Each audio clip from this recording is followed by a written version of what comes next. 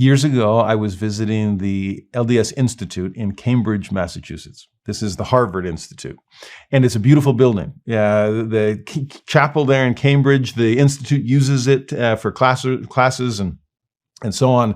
And I was there visiting, doing some youth conferences and visiting with the Institute director who gave me a tour of the building. Again, as an architecture geek and an Institute teacher myself, it was beautiful.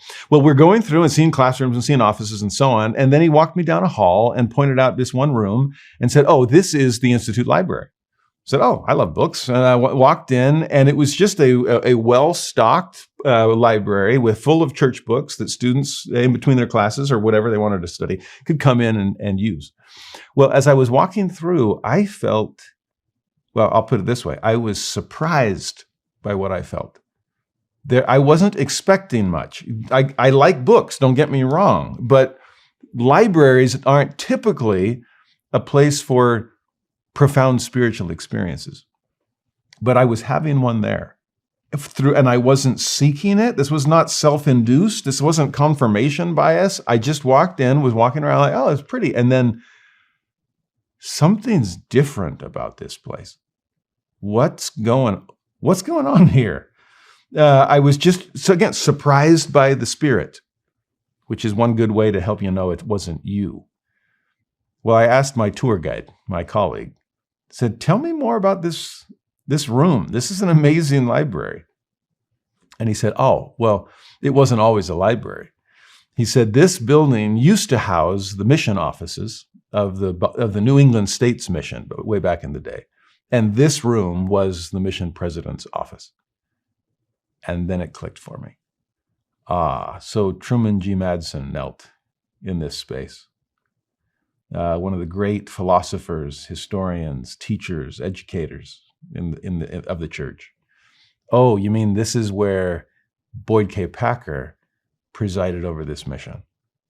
And a future apostle knelt somewhere within these walls to plead for guidance on how to build the kingdom there. Can you imagine how just everything that takes place in a mission president's office? And, oh, if these walls could talk.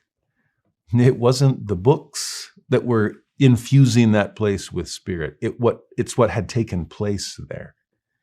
And in some ways, just to walk across holy ground and feel something different, feel almost impelled. I don't know why, but I feel like I need to take my shoes off. Well, come into the temple and you'll feel that way. In fact, they prayed for that. In section 109, look at verse 10 and 11.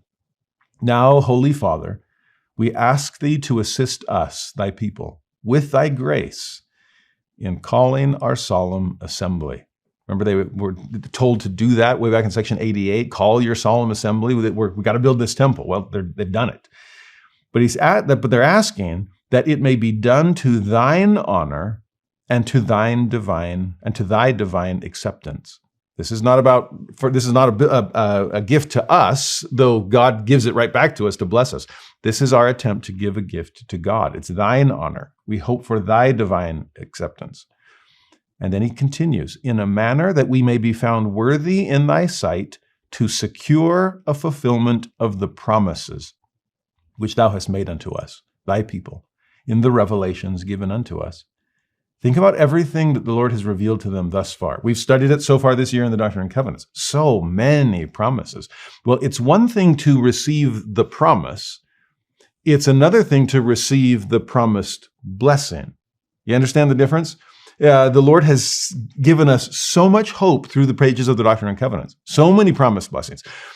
And yet here in the temple, there's this sense of, have we done what we need to do so that you can do what you promised to do?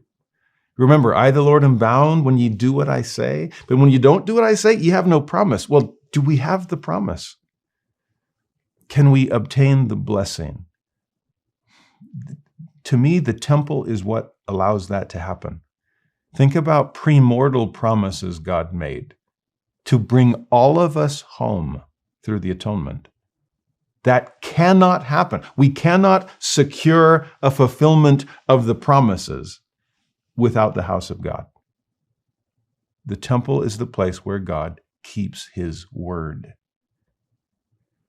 And salvation can be administered to all of his children who have ever lived.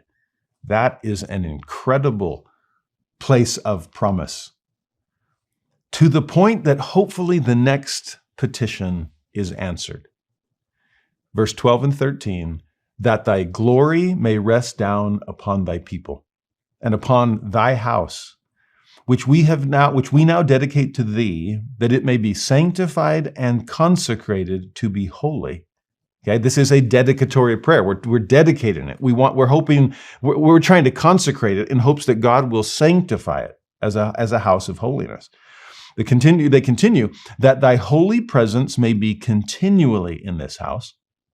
And here it is.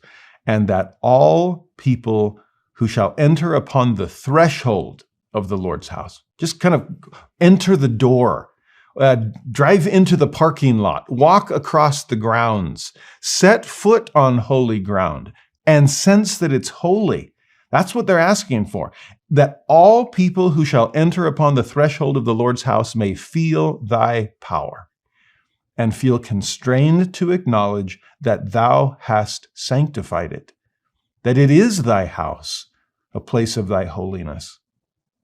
I love that part of the prayer. I think about it every time I walk across temple grounds. I think about it when I picture non-Latter-day Saints taking tours of the temple during the open house. In 2027, there will be a 6-month open house for the newly constructed Salt Lake Temple. 6 months. I think we'll need all that time for the world to come to Salt Lake and want to go into the most famous temple the Latter-day Saints have ever built. What will they feel when they enter? As they cross the threshold, will they sense God's power? Will they feel his spirit? Will they recognize his holiness and want to be a little more holy themselves? Will they be constrained to acknowledge there's something different about this place? There's a place in the Jerusalem Center, the BYU Jerusalem Center for Near Eastern Studies. It's an incredible building. Not a temple, but a temple of learning. And there is a guest book. And as people come in, they can sign, literally from all over the world that have come to the Holy Land and want to see this beautiful building. The kinds of things that they write are fulfillments of this kind of petition. They feel something different at the Jerusalem Center. I know I did it as a student, but I knew what it was. To think of if there were a guest book at every temple for every open house, and to have people come in and feel there's something different here. I'll put it this way. The adversary is constrained to acknowledge that this is a place of God's holiness, and it frustrates him to no end. That's why the bells of hell are always ringing. Do we acknowledge that it's a house of God by the way we worship there? By how seriously we take our preparation to enter? Are we striving to be as holy as the Lord's holy house? And again, to think about the world, seeing a temple going up somewhere. We are building them in more and more places all across the earth. And to me, there's a sense of, I'll put it this way. To me, every time a temple is dedicated, I call it a new epicenter of holiness that then radiates that holiness out in all directions. God is placing a stake in the ground so that the tent and tabernacle of Zion can be extended, right? Lengthen your cords, strengthen those stakes. And there's nothing stronger than a temple in the ground. Even as you see in dedicatory prayers, dedicate this place, but dedicate those who come in so that when they go out, they bring that holiness with them. In dedicatory prayers, they often dedicate the land it's on, but even the country that it's in. Often they bring in things from the past of that country. It's like consecrating history It's extending holiness geographically. Lately, we've even started painting outside areas inside the temple on the murals in some of the endowment rooms. It's a matter of bringing the outside inside and making it holy. That is the beauty of the Lord's house. And I pray every time we enter, we symbolically remove our shoes, recognizing clearly that we are on holy ground.